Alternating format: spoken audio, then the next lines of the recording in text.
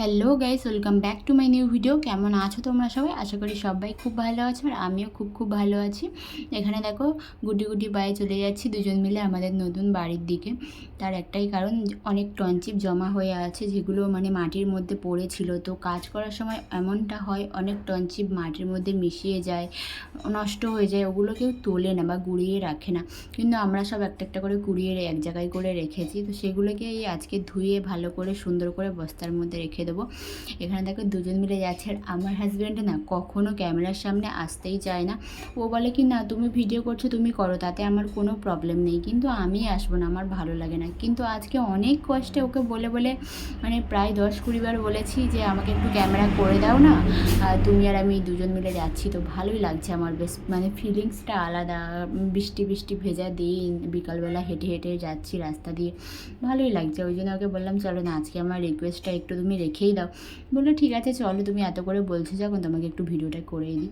তো এই জন্যই ও ক্যামেরার সামনে এলো, প্লাস আমাকেও একটুখানি ধরে দিল ক্যামেরাটা, একটু সুবিধা হয়ে গেল। একা একা ক্যামেরা করাটা না সত্যি একটু প্রবলেম হয়ে যায়। যারা করে তারাই জানে, একা ক্যামেরা করা, একা এডিটিং করা, একাই সব কিছু করা সত্যি প্রচুর প্রবলেম হয়ে যায়। তার উপর যদি বাড়িতে আরও এক্সট্রা কোনো কাজ থাকে, আর আমার তো একটা বাচ্চা আছেই, তাকে নিয়ে সারাদিন আমার কেটেই যায়। ওকে সামলে আবার ভিডিও করা সত্যি খুব টাফ ব্যাপার হয়ে যায়। তো এখানে দেখো আমাদের ঘরের সামনেটা ঠিক এরকম দেখতে লাগছে। বাইরের যত কাজ আছে, বাইরের বলাটা ভুল হবে, ঘরের যত কাজ ছিল সব কিছু কমপ্লিট হয়ে গেছে, শুধু উপরের ছাদটা ফেলা বাকি আছে।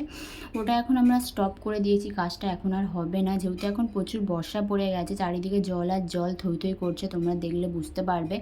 আর কী বলবো, একদম সবুজে সবুজ হয়ে গেছে চারিদিক, প্রচণ্ড ঘাস, অনেক কিছু, চারিদিকে একদম বন জঙ্গলে ভরে গেছে। সেরকম জোঁকেরও উৎপাত হয়েছে, যেখান থেকেই হেঁটে হেঁটে যাবে চারিদিকে জোঁক আর জোঁক, আর আমার জোঁক দেখলে ভীষণ ভয় লাগে।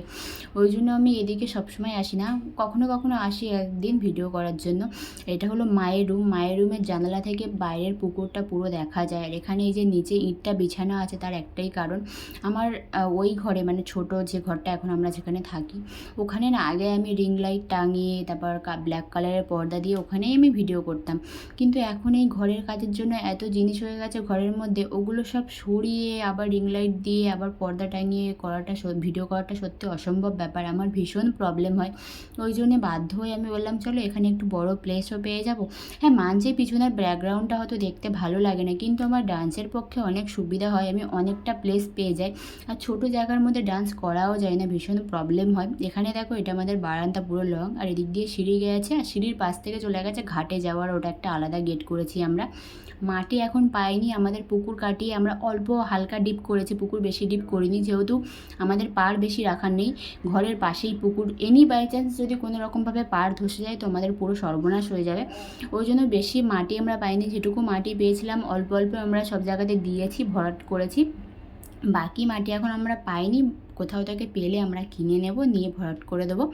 এখানে দেখো যে গোল ডিজাইনটা তোমরা দেখলে, ওটা রান্নাঘরের গেট, ওটা আমরা কোনো দরজা সিস্টেম করবো না, ওটা পুরো ওপেন খোলাই থাকবে। সামনে ডাইনিং হবে, পিছনে কিচেন আছে, দুটো জয়েন্টই থাকবে, শুধু মাঝখান থেকে একটা গোল রাউন্ড করে দিয়েছি যাতে দেখতে সুন্দর লাগে। আর এখানে দেখো বাথরুমের উপরে ছাদ পড়ে গেছে। তোমরা হয়তো বলবে যে কোনো জায়গায় ছাদ পড়েনি, বাথরুমের ঘরের উপরে কেন ছাদটা পড়লো? তার একটাই কারণ, আমরা উপরে স্টোর করব এরকমভাবেই যে উপরে যে ছাদটা পড়েছে ওর উপর 7-8 লাইন ইট গাঁথা হয়ে গেছে, ওর উপর দিয়ে আর একটা ছাদ পড়বে, আর ওটা একটা ঘরের মতো হয়ে গেল। আর সামন থেকে আমরা শাটার সিস্টেম করে দেবো, যাতে ওর মধ্যে যত অজর জিনিসপত্র যেগুলো আমরা সবসময় ইউজ করবো না বা কখনো লাগবে না।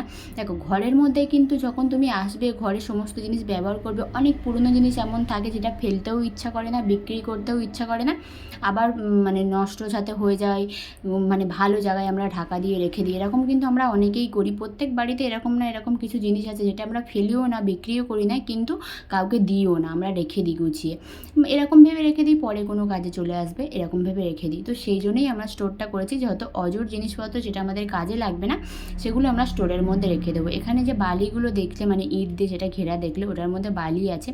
সমস্ত কাজ আমাদের ঘরের হয়ে গেছে কমপ্লিট, এখন আর বালির কোনো রকম কাজ নেই। ওই জন্য ভালোভাবে বালিটাকে এক জায়গায় করে পরিষ্কার করে নিয়েছি, নিয়ে ভালো করে প্লাস্টিক ঢাকা দিয়ে তারপর ইট চাপিয়ে দিয়েছি, যাতে না বাচ্চারা উঠে চারিদিক মানে ছড়িয়ে ছিটিয়ে নষ্ট করে, আর বালিটা যাতে না নষ্ট হয়, ভালো থাকে। যেহেতু বর্ষায় জল খাবে, তো একটা বর্ষা জল খেলে বালি ভালো, কিন্তু তার বেশি জল খেয়ে গেলে বালিতে আবার নোনা লেগে যায়, সেটারও একটা কারণ আছে। তো আমাদের আগের বছর কাজ হবে, ওই জন্য আমরা ভালো করে গুছিয়ে রেখে দিয়েছি। আর এখানে দেখো আমার বর ভীষণ কষ্ট হচ্ছে, ও না রডগুলোকে এক জায়গায় করছে, পিরাকগুলোকে এক জায়গায় করে বিক্রি করে দেবো। শুধু শুধু অর্জর জিনিস ফেলে রেখে কী করবো বলো, ওইগুলো তো আর কোনো কাজে আসবে না। ওই জন্য আমরা সব এক জায়গায় করছি, বিক্রি করে দেবো, মানে সমস্ত লোহার ঝাঁঝা জিনিস আছে সব বিক্রি করে দেবো।